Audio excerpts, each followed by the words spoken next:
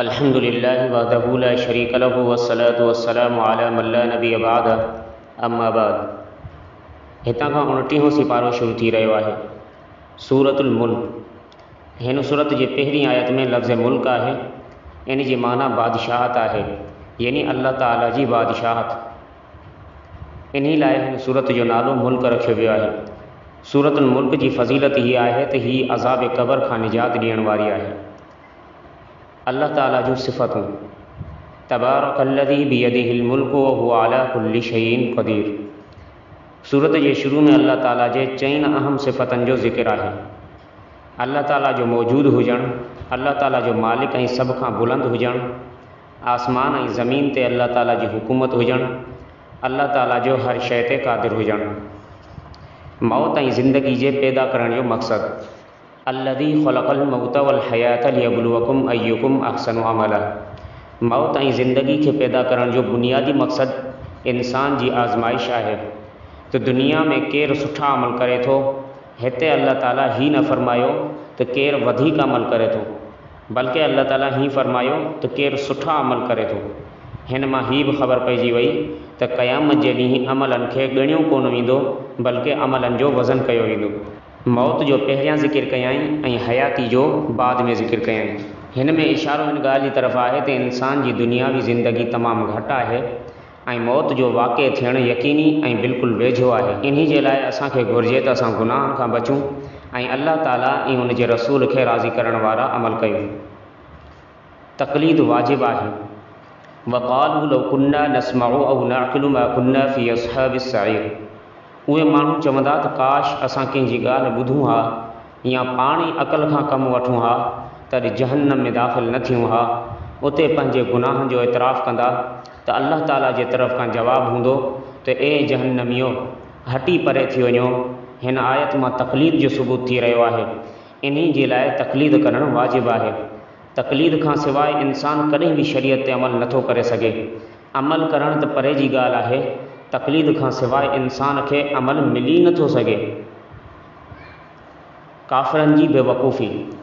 कुल अरअयतुम इन अहलकनी अल्लाहु व मन मअय औ रहिमना फमन युजीरुल काफ़िरीन मिन अज़ाबिन अलीम। मक्के जा काफ़िर नबी अकरम सल्लल्लाहु अलैहि वसल्लम जी मुखालिफ़त करे ही चवंदा हुया त जॾहिं मोहम्मद सल्लल्लाहु अलैहि वसल्लम फ़ौत थी वेंदा, दीन इस्लाम ख़तमु थी वेंदो। हू नबी अकरम सल्लल्लाहु अलैहि वसल्लम जे मौत जो इंतज़ारु कंदा हुआ। हिते उन्हनि खे ॿुधायो थो वञे त ही तव्हांजी बेवकूफ़ी आहे त नबी अकरम सल्लल्लाहु अलैहि वसल्लम ऐं सहाबा इकराम रिज़वानुल्लाहि अलैहिम अजमईन खे अल्लाह ताला हलाक करे या उन ते रहम करे फ़तह अता फ़रमाए। तव्हांखे ॿिन्ही सूरतनि में को बि नफ़ो न थींदो, बल्कि तव्हांखे हर हाल में अज़ाब खे ई मुंहुं ॾियणो पवंदो। अॻिते अल्लाह ताला सूरतुल क़लम जो ज़िक्र फ़रमायो। हिन सूरत में क़लम जो ज़िक्र आहे, जंहिंजो अल्लाह ताला कसम खंयो आहे। इन मुनासिबत सां हिन सूरत जो नालो क़लम रखियो वियो आहे। मुशरिकनि जी तरदीद। नून वल क़लमि वमा यस्तुरून मा अंत बिनिअमति रब्बिका बिमजनून। मक्के जा मुशरिक नबी अकरम सल्लल्लाहु अलैहि वसल्लम खे मजनून चवंदा हुआ। अल्लाह ताला क़लम जो कसम खणी चई रहियो आहे त ए मुंहिंजा पैगम्बर सल्लल्लाहु अलैहि वसल्लम, तव्हां मजनून न आहियो। अॻिते पाण करीम सल्लल्लाहु अलैहि वसल्लम जी सिफ़त खे अल्लाह ताला बयानु फ़रमायो त तव्हां अख़लाक़ जे आला दर्जे ते फ़ाइज़ आहियो। दीन जे दुश्मननि जो ज़िक्र। वला तुति कुल्ल हल्लाफ़िन महीन हम्माज़िम मश्शाइन बिनमीम। ही आम काफ़िरनि जे बारे में आहे ऐं बतौर ख़ासि वलीद बिन मुग़ीरा जे बारे में ही आहे। हिते उन जूं 9 बुरायूं बयानु कयूं वियूं आहिनि। घणे कसम खणण वारो बेइज़त शख़्स आहे, ताना ॾींदा आहिनि ऐं चुगलखोर आहिनि। ए मुंहिंजा पैगम्बर, हिन जी ऐं हिन जहिड़े ॿियनि काफ़िरनि जी ख़्वाहिश आहे त तव्हां दीन जे मामले में पोइ ते हटंदा वञो, पर तव्हांखे उन्हनि जे ॻाल्हियुनि में नाहे अचिणो। अॻिते अल्लाह ताला बाग़ वारनि जो किस्सो बयानु कंदे फ़रमायो त इन्ना बलौनाहुम कमा बलौना अस्हाबल जन्नती इज़ अक़समू लयस्रिमुन्नहा मुस्बिहीन। काफ़िर चवंदा हुया त अल्लाह ताला असां सां राज़ी आहे। इन जो दलील ही आहे त घणी मिक़दार में अल्लाह ताला असांखे माल अता कयो आहे।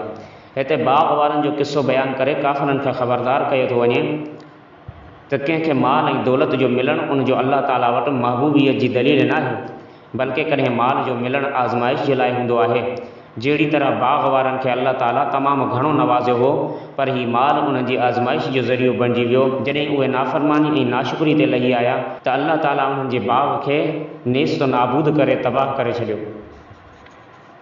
नबी पाक सल्लल्लाहु अलैहि वसल्लम जी हिफ़ाज़त अल्लाह ताला फरमाए तो इन यकादुल्लज़ीन कफ़रू लयुज़लिकूनक बिअबसारिहिम लम्मा समिअ ज़िक्र व यक़ूलून इन्नहु लमजनून। अल्लाह ताला फरमाए थो त उन्हनि काफ़िरनि खे जॾहिं नसीहत कई वेंदी आहे तो उहे नबी करीम सल्लल्लाहु अलैहि वसल्लम खे कावड़ सां ॾिसंदा हुआ। हिन जो हिकु मतिलबु हीअ बि आहे त मके में हिकु शख़्स हो, उन जी बदनज़री लॻंदी हुई, यानी उन जी नज़र हर माण्हू खे लॻंदी हुई।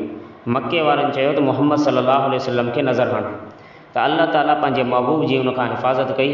जेकॾहिं कंहिंखे नज़र लॻी वञे त हीअ आयत पढ़ी दम कयो वञे त इंशाअल्लाह नज़र जो असरु ख़तमु थी वेंदो। उहा आयत हीअ आहे व इन यकादुल्लज़ीन कफ़रू लयुज़लिकूनक बिअबसारिहिम लम्मा समिअ ज़िक्र व यक़ूलून इन्नहु लमजनून। अॻिते अल्लाह ताला सूरह हाक़ा जो बयानु कयो। हाक़ा क़यामत खे चवंदा आहिनि, इन करे जो पहिरीं आयत में क़यामत जो ज़िक्र बयानु कयो वियो आहे, इन जे लाइ हिन जो नालो हाक़ा रखियो वियो आहे। क़यामत बरहक़ आहे। अल्लाह ताला फरमाए तो अल-हाक़्क़तु मल-हाक़्क़ा वमा अदराक मल-हाक़्क़ा। सूरत जे शुरू में क़यामत खे क़ाइमु करण जो बयानु कयो थो वञे त उहा क़ाइमु थी करे रहंदी। इन जे लाइ क़यामत जी वाक़े थियण खे मञणु ज़रूरी आहे। पोइ अॻिते अल्लाह ताला अॻूणियुनि क़ौमुनि यानी क़ौम आद, क़ौम समूद, क़ौम फ़िरऔन ऐं क़ौम नूह जी तबाही ऐं बर्बादी जो ज़िक्र कयो आहे। तो उन्हनि पंहिंजे नबियनि अलैहिस्सलाम खे कूड़ो ठहिरायो, उन्हनि जी नाफ़रमानी कई त अल्लाह उन्हनि खे तबाह ऐं बर्बाद करे छॾियो। जन्नती ऐं जहन्नमी माण्हुनि जो तज़किरो। फ़अम्मा मन ऊतिय किताबहु बियमीनिही फ़यक़ूलु हाउम इक़्रऊ किताबिया। हितां खां केतिरनि ई आयतुनि ताईं जन्नती ऐं जहन्नमियुनि सां पेश ईंदड़ हालतुनि जो तज़किरो आहे।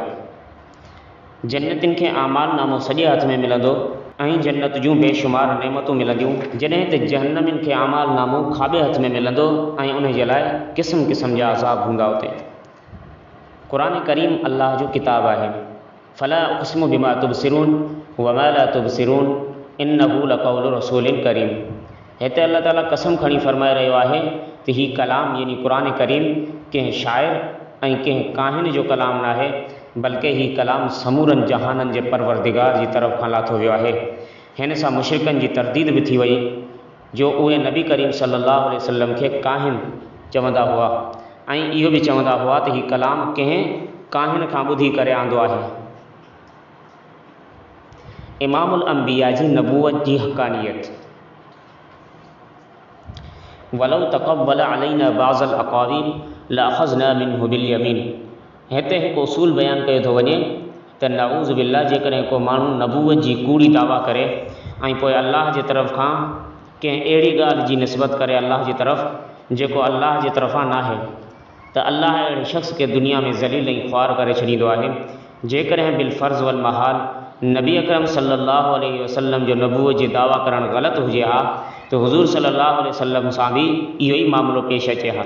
इन मां मालूम इहो थियो त नबी अकरम सल्लल्लाहु अलैहि वसल्लम अल्लाह ताला जे तरफ़ खां बरहक़ ऐं सचो नबी आहे।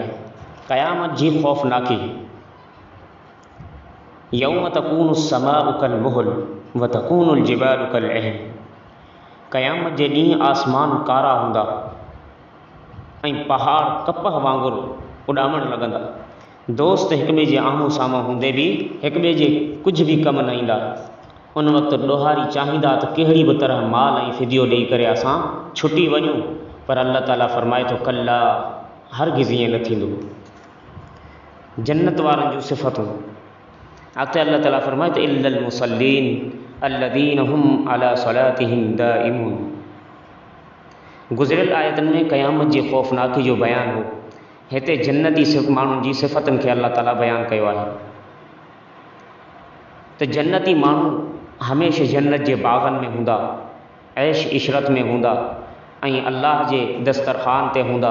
अल्लाह जे ॾिनल महलातनि ऐं माणियुनि में सावन बाग़नि में रहंदा ऐं इज़त वारी जाइ जन्नत में हमेशह रहंदा। अॻिते अल्लाह ताला सूरत नूह जो ज़िक्र कयो। हिन सूरत में हज़रत नूह अलैहिस्सलाम जो ज़िक्र मौजूदु आहे। इन जे करे हिन सूरत जो नालो हज़रत नूह अलैहिस्सलाम जे नाले सां रखियो वियो आहे। हज़रत नूह अलैहिस्सलाम जी रिसालत ऐं क़ौम खे दावत। इन्ना अरसलना नूहन इला कौमिही अन अंज़िर कौमक मिन क़ब्लि अन यातियहुम अज़ाबुन अलीम। हज़रत नूह अलैहिस्सलाम पंहिंजी क़ौम खे 950 साल लगातार अल्लाह जी तौहीद जी तरफ़ दावत ॾींदो रहियो, पर किन चंद माण्हुनि खां अलावा बाक़ी क़ौम हज़रत नूह अलैहिस्सलाम ते ईमान न आंदो। बुतनि जी उहे पूॼा कंदा हुआ।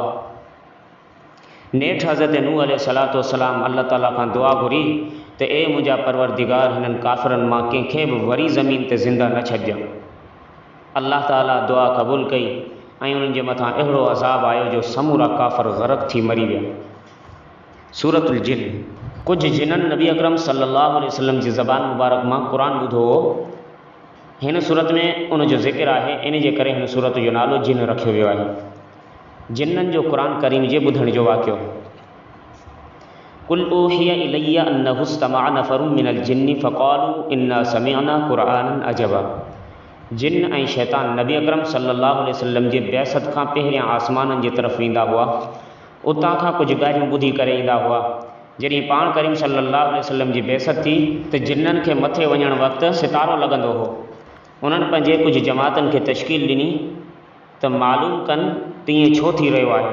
जॾहिं नबी करीम सल्लल्लाहु अलैहि वसल्लम ताइफ़ खां वापसि थींदे रस्ते में मक़ाम नख़ला ते फ़जर जी नमाज़ में तिलावत फ़रमाए रहिया हुआ त जिन्ननि जी हिकु जमात जो उतां खां गुज़र थियो। उहे नबी अकरम सल्लल्लाहु अलैहि वसल्लम जी ज़बान मुबारक मां क़ुरान ॿुधी करे ईमान आणे वेठा। पोइ पंहिंजे क़ौम में वञी करे उन्हनि खे बि तबलीग कई त जिन्ननि जा केतिरा ई वफ़द नबी करीम सल्लल्लाहु अलैहि वसल्लम जी ख़िदमत में तशरीफ़ खणी अची इस्लाम क़बूल कयूं, इज़त वारा बणिजी विया। उन मां हीउ बि साबित थियो त नबी अकरम सल्लल्लाहु अलैहि वसल्लम सिर्फ़ु इंसाननि जा नबी न हुआ, बल्कि रहमतुल लिल आलमीन, जिन्ननि ऐं समूरनि मख़लूक़नि जा नबी आहे। सुबहान अल्लाह। इल्म ग़ैब अल्लाह जी ज़ात जो ख़ासो आहे।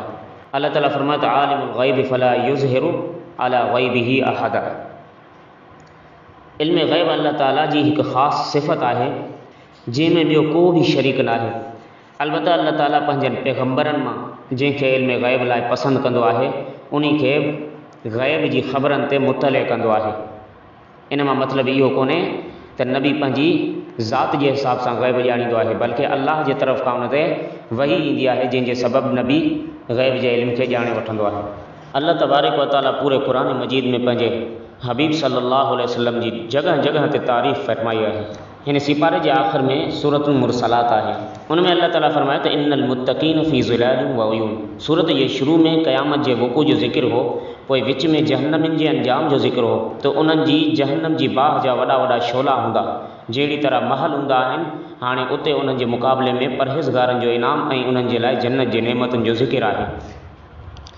परहेज़गारनि जे लाइ छांव, शाख़ूं ऐं मेवा हूंदा। उन्हनि खे चयो वेंदो त जेको दुनिया में अमल करे आया आहियो उन जो बदिलो आहे। हाणे मज़े सां हिते खाओ ऐं पीओ, अल्लाह जे महिमान खाने में ज़िंदगी गुज़ारियो। अल्लाह ताला खां दुआ आहे अल्लाह ताला असांखे बि जन्नत वारे रस्ते ते हलण जी तौफ़ीक़ अता फ़रमाए।